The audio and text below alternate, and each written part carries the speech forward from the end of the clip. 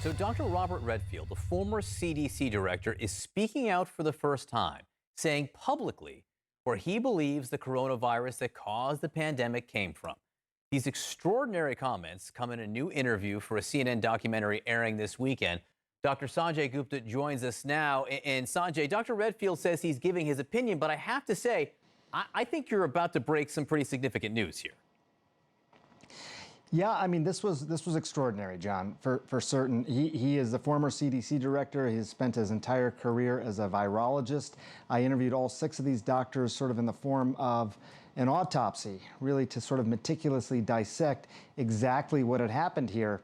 Really no pre-agenda. Dr. Redfield, when we sat down to talk, he wanted to start at the beginning, the origins of this virus, what he believed actually transpired. Take a listen. If I was to guess, this virus started transmitting somewhere in September, October in Wuhan. September, October. That's my own view. It's an only opinion. I'm allowed to have opinions now. I am of the point of view that I still think the most likely etiology of this pathogen in Wuhan was from a laboratory, escaped. Other people don't believe that. That's fine. Science will eventually figure it out. It's not unusual for respiratory pathogens that are being worked on in a laboratory to infect a laboratory worker. It is also not unusual for that type of research to be occurring in Wuhan.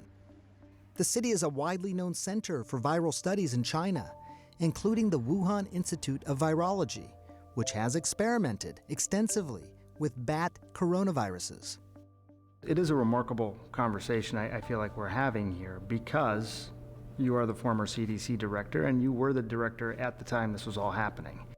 For the first time, the former CDC director is stating publicly that he believes this pandemic started months earlier than we knew, and that it originated not at a wet market, but inside a lab in China. These are 2 significant things to say, Dr. Redfield. And that's not implying any intentionality. It's my opinion, right? But I am a virologist. I have spent my life in virology. I do not believe this somehow came from a bat to a human, and at that moment in time, the virus that came to the human became one of the most infectious viruses that we know in humanity for human-to-human transmission. Normally when a pathogen goes from a zoonotic to human, it takes a while for it to figure out how to become more and more efficient in human-to-human transmission. I just don't think this makes biological sense. So in the lab, do you think that process of becoming more efficient was happening? Is that what you were suggesting? Yeah, let's just say I have coronavirus that I'm working on. Most of us in the lab, we're trying to grow a virus. We try to help make it grow better and better and better and better and better and better so we can do experiments and figure out about it. That's the way I put it together. It's a pretty extraordinary conversation and a little glimpse of what we revealed sort of within these couple of hours. I should point out the World Health Organization calls the lab leak theory unlikely, and Chinese officials have started increasingly pointing to a multiple origin theory, saying that this pandemic may have started in multiple places, even around the world, including U.S. military labs. That's unsubstantiated, but that's sort of the back and forth that's happening right now. We still don't know, a year later, exactly how this pandemic started. Sanjay, he's the former CDC director. So when he says it's just his opinion, it's not just an opinion. The former CDC director sees things and knows things that the rest of us don't lifelong of see expertise. or know. Well, but not only is lifelong of expertise, but actually when he was in the U.S. government, seeing things that the rest of us aren't entitled to. I mean, how much of just an opinion can it be? That's exactly right. I mean, he's talking to people on the ground, not just his counterparts at the China CDC, but we have investigators on the ground in various countries around the world, including China.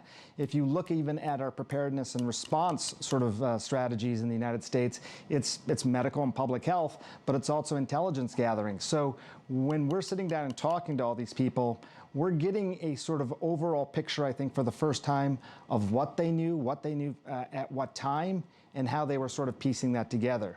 So it's not just intrigue. I mean, it's important to know how this started if you're going to best prepare for a possible future pandemic. To go and it's sort of from an animal to a human and suddenly become one of the most infectious pathogens we've ever seen in humanity simply doesn't happen very often. That's the point that Dr. Redfield was trying to make.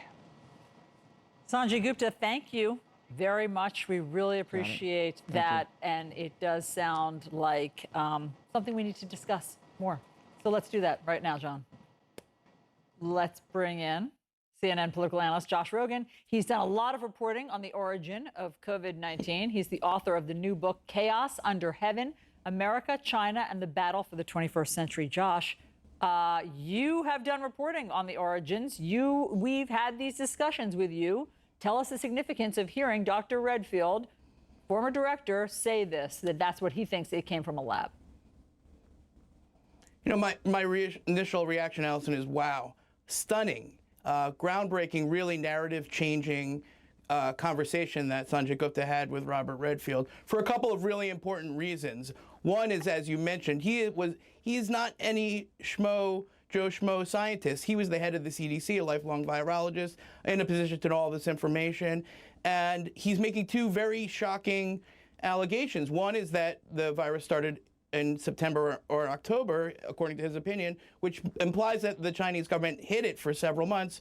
And two, that he believes, not just based on, supposition, but based on the way that the virus emerged and his professional analysis of the way it acted, that it was too strong and too advanced to have come from nature. And he's referring to the gain-of-function research at the Wuhan Institute of Virology. Now, that matches the information that came out of the Trump administration and was confirmed by the Biden administration to some degree when they came in and checked the U.S. intelligence work. So it's not just Robert Redfield's opinion. There's a growing body of evidence that points to this lab accident theory. And while we don't know what happened, we can't say we know what happened. What this does is it makes it very, very important that there's more investigation and that we regard the ongoing investigation, frankly, by the WHO and the Chinese scientists as not the end of the inquiry here, because, as you noted, they're poo-pooing this theory already. Again, Redfield says it's just his opinion, but he's not just any guy or any Joe Schmo, as you said.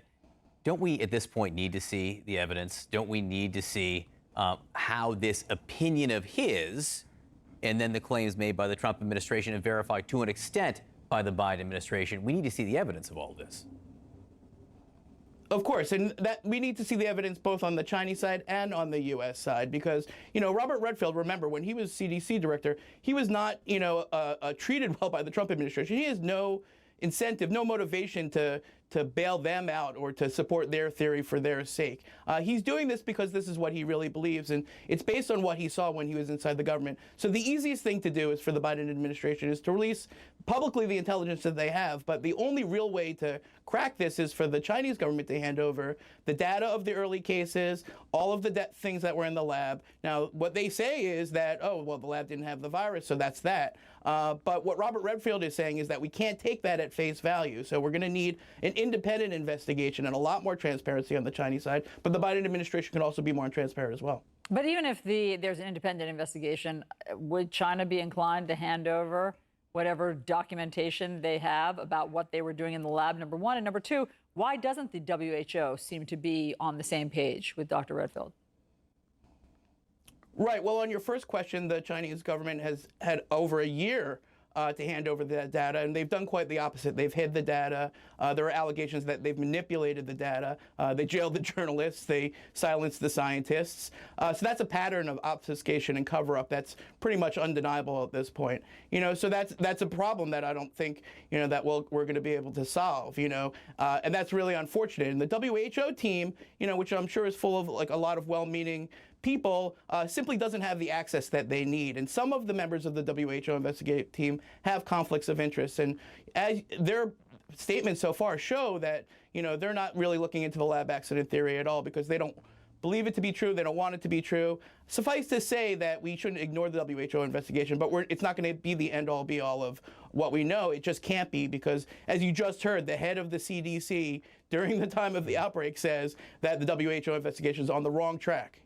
Josh Rogin, so good to get your reporting and expertise into this. Can't wait for the special. It's going to be an amazing special. Thank you very much, Josh. Don't miss this unprecedented event. with Dr. Sanjay Gupta when the medical leaders of the war on COVID break their silence. You can watch the CNN special, COVID War, The Pandemic Doctors Speak Out. It airs this Sunday at 9 p.m. only on CNN.